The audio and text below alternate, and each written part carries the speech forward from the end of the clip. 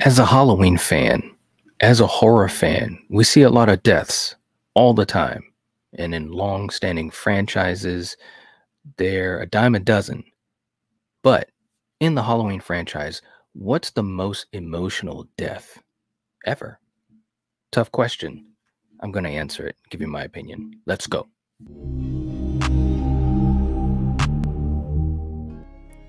So, this is a video that I think will be interesting to you. It's definitely an interesting topic to me. The question is, what is the most emotional death in the Halloween franchise? Counting all the films, and that also includes Season of the Witch. There's been a lot of deaths in this franchise. I mean, and a lot of them have been very well done. And there's been some surprising ones. There's been some ones that we have waited for, whether it's throughout the movie and sometimes throughout the franchise. I'm not naming any names.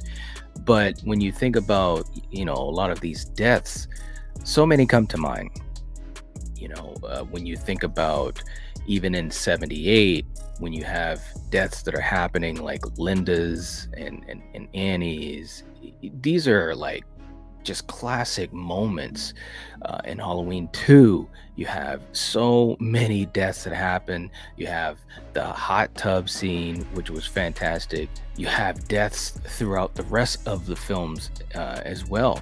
To me, I think that some that stand out the most are the ones with characters that we spend a lot of time with, that we get to know a little bit.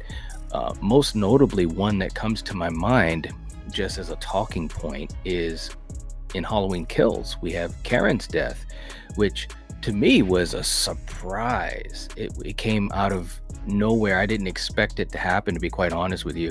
And I do give them a lot of credit, because in Halloween 2018, I wasn't really the biggest Karen fan, character-wise. I love Judy Greer. I mean, she's absolutely amazing, but I wasn't a big fan of the character throughout most of the movie until the end, when she kind of got on board with everything.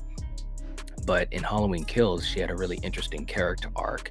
She was still kind of dealing with the events from the first film, and she obviously understood where her mother was coming from. Still some resentment, and obviously dealing with the death of her husband.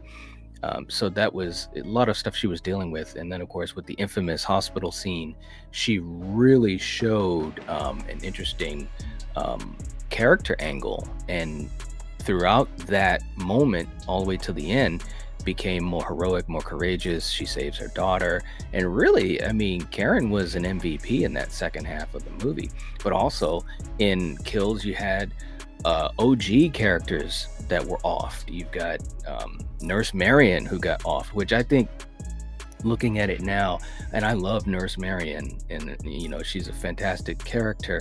Loved her in the first two movies, and obviously in H2O. But I don't think her death was really well done. I think it was kind of just the timing of it seemed a little off, with the gun, and this is for Dr. Loomis, but it is what it is. The agenda was to take out some of these OG characters. Same thing with Sheriff Brackett.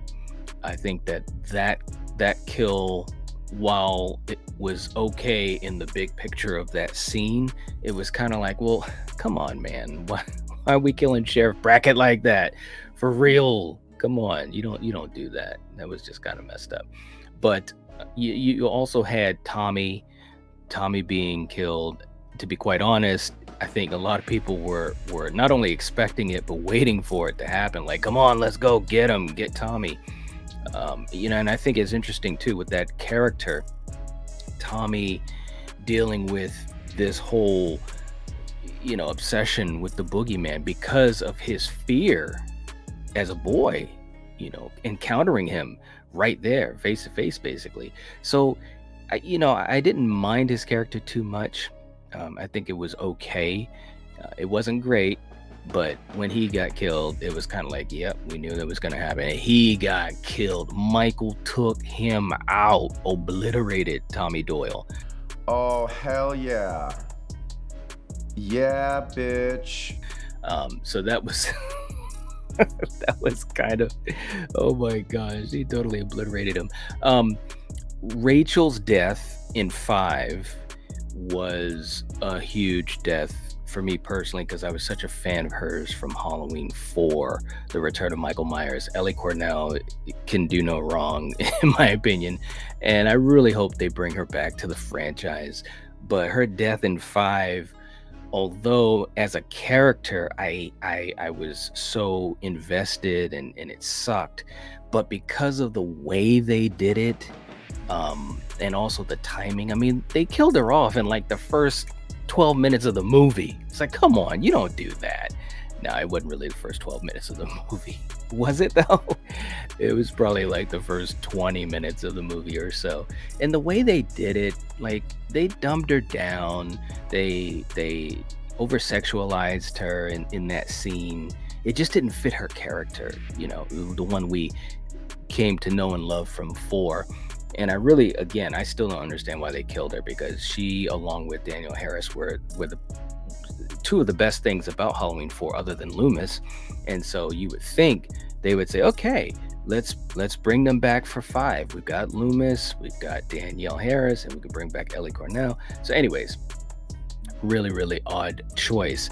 But I wouldn't say that Rachel's death is the most emotional for me. I really don't think so. Now, some people might say, oh, well, Knight, you're gonna say it's Laurie Strode from Resurrection.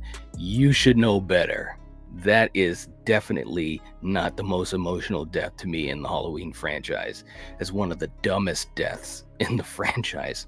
There is no way on earth that Laurie Strode should have done what she did in Resurrection. Now, I get it. Jamie Lee Curtis didn't want to do the movie, but was, you know, the contract obligation, and she just wanted to get in and get out. The setup to her death wasn't horrible. The chase with Michael and her in the institution, that wasn't horrible. Although, interestingly enough, I think it was so much better done in Halloween 2.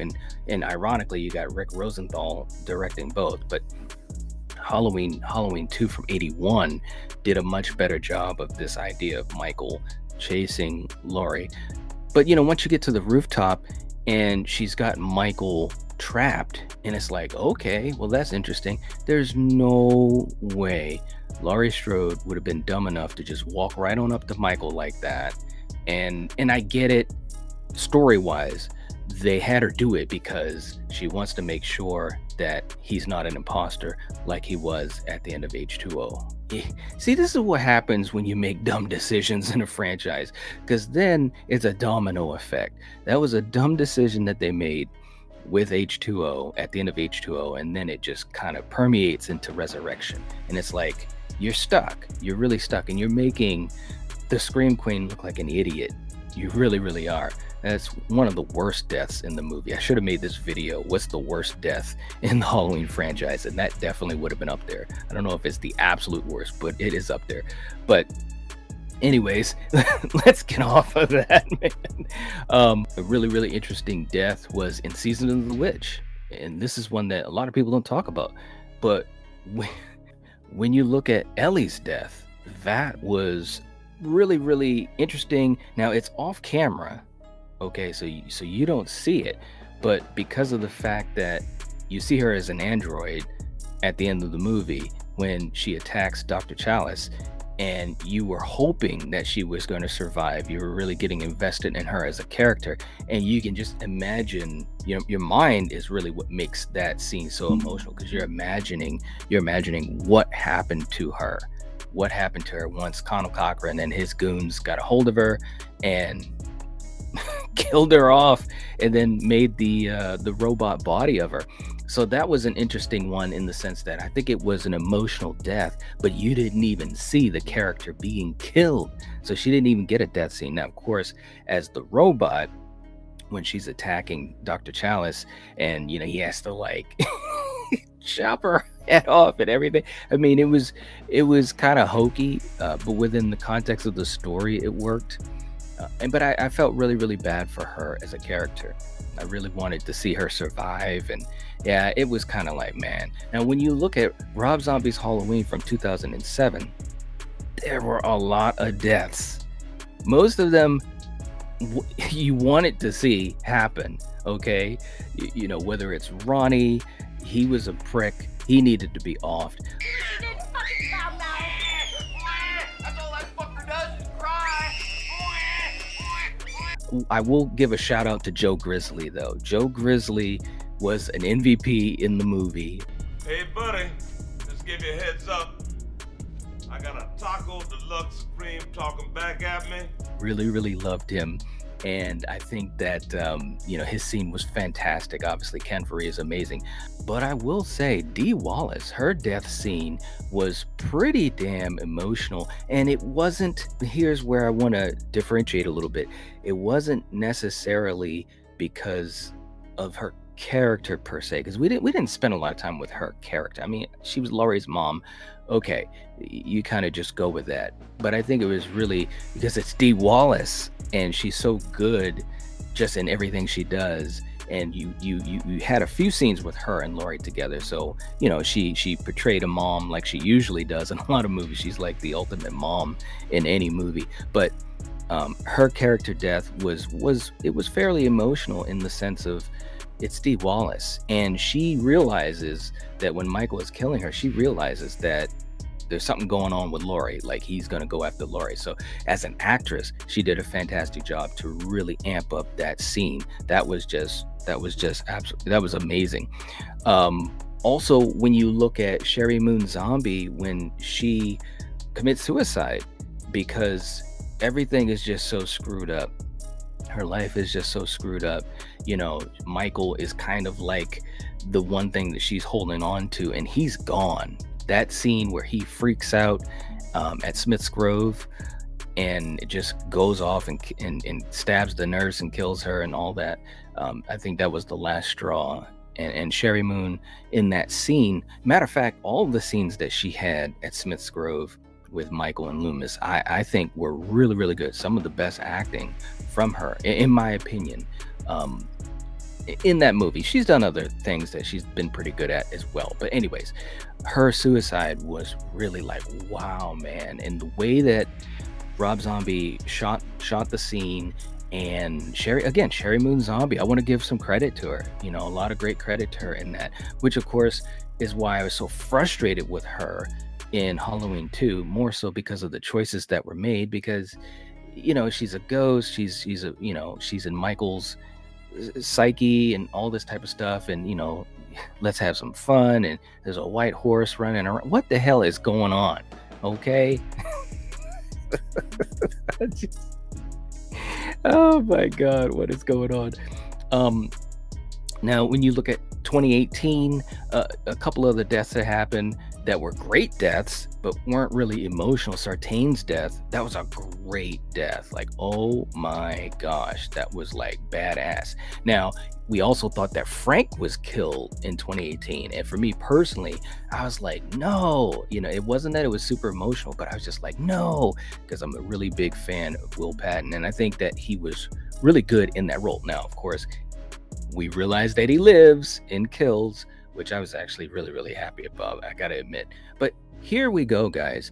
To me, this is the most emotional death in all of the Halloween franchise, and I can say this with 100% certainty. For me personally, just my opinion, guys, just my opinion. But to me, the most emotional death in the entire franchise is Annie Brackett, played by Danielle Harris in Halloween 2.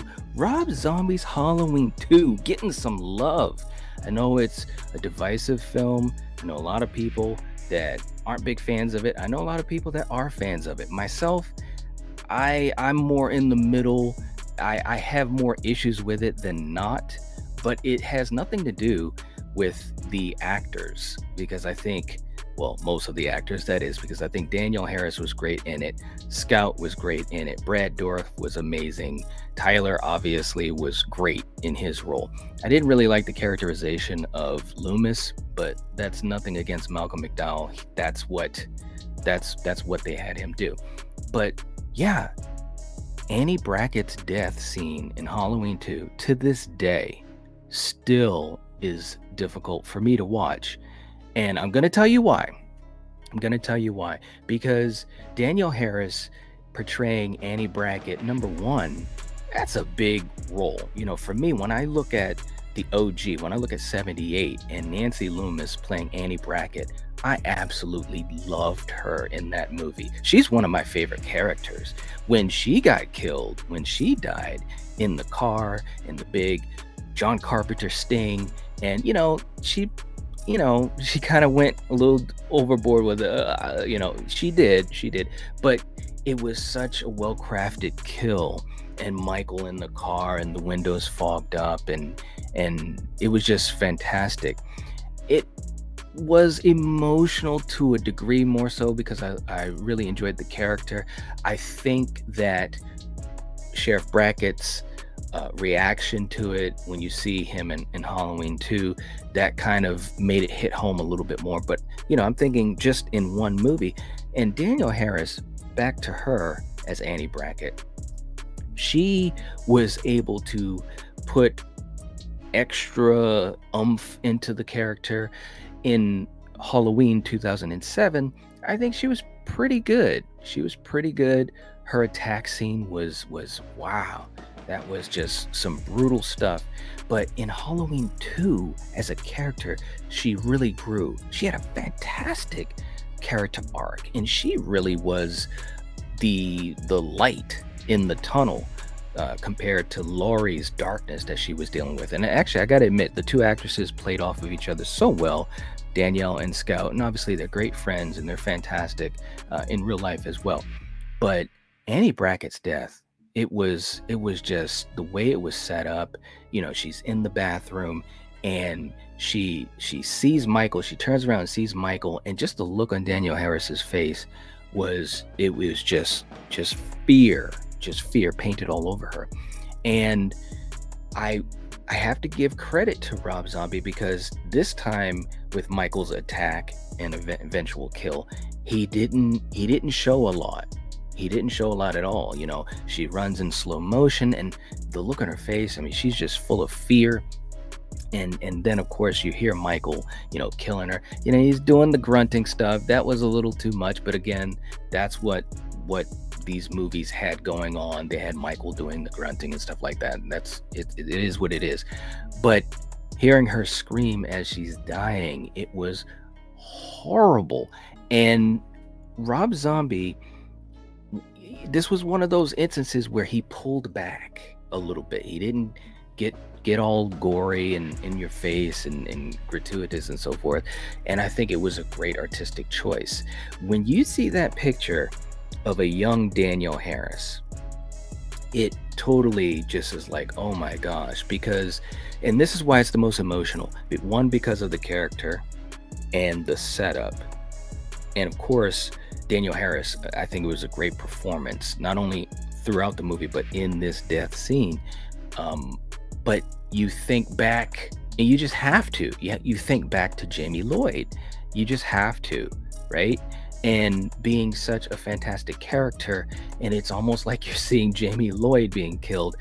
Now, this is different than what they did in Curse of Michael Myers with that death scene of Jamie Lloyd. And I'll be quite honest, it's funny because these two deaths couldn't be more different, in my opinion. The death in Curse of Michael Myers, I just didn't feel it. Now and it's not just because it was a different actress instead of Danielle Harris, but just the setup of it, the overall story was just kind of like, okay, they're definitely not focused on Jamie Lloyd as a character, at least not her. The baby, that's a different story, and of course that goes down a rabbit hole and so forth. But that death didn't really resonate as much with me as I thought it would, being a fan of the character of Jamie Lloyd. But in Halloween 2, Danielle Harris, I mean, wow, it was a rough death scene. It was very emotional. Here's the other thing that just puts the cherry on top. Brad Dourif as Sheriff Brackett. When he comes into that room and his reaction, and he's no, Annie, no, man, I'm telling you, even just thinking about it right now while I'm recording this video, it's hitting hard, man. It's hitting hard because he was just so good in that moment. He was also great in Halloween 2. And I guess what I'm thinking, guys, I mean, part of this too is the character setup before the death, and we talk about that a lot. You got to get invested in these characters, and then when stuff is happening, it means something. You're invested, you care, you give a shit. And both of these actors, Brad Dourif and obviously Danielle Harris, they hit home runs in Halloween 2. And it's so interesting because the movie itself has a lot of missteps, but this, I think, was pretty much perfection. When I think of an emotional death, that is the first death that comes to my mind. That's the number one death that comes to my mind as far as being the most emotional. And wow, like I said, anytime I've watched it, even when I watched Halloween 2 a whiles back before we did our videos on it and the Sins Edition videos on it and stuff like that, it still got to me, man. It really, really did. So Rob Zombie was very smart because he was working on multiple levels. He had a character that was very, very fully fleshed in the movie. Danielle Harris brought so much to that character in the movie. The way that the scene went, the way it was set up and the way that it was executed, very effective. And of course the callbacks to Jamie Lloyd, and then the ending of it, Brad Dourif just losing it, just listening to him sobbing and just thinking about what that would be like for him to see his daughter like that. It was rough, man. It was really, really rough. But anyways, guys, that is, to me, the most emotional death in all of the Halloween franchise. What do you guys think? What would you say is the most emotional death in the Halloween franchise? Let me know. Give me your choices, whether it's just one or two or a couple. Let me know in the comment section down below. We can have a discussion on this. This might be something that we talk about more in the future because I think it was such a great scene. Maybe breaking it down would be a really, really cool thing to do. But let me know what you guys think in the comment section down below. Don't forget to hit the like button. It helps to support the channel, and I'd appreciate it. And if you're not subscribed to the Nightwatch Zone, please do. This is the time to do it. We're having so much fun as a community talking about movies, being horror fans, and just hanging out. Also, hit the join button next to the subscribe button. Become a channel member. You'll be able to hang out with us, do watch parties and other things, extra perks, and it's a lot of fun as well. And it helps to support the channel a lot, and we'd appreciate it. But anyways, I'll catch you guys later. If you're watching this, if you're listening to this, you are the Nightwatch. Peace.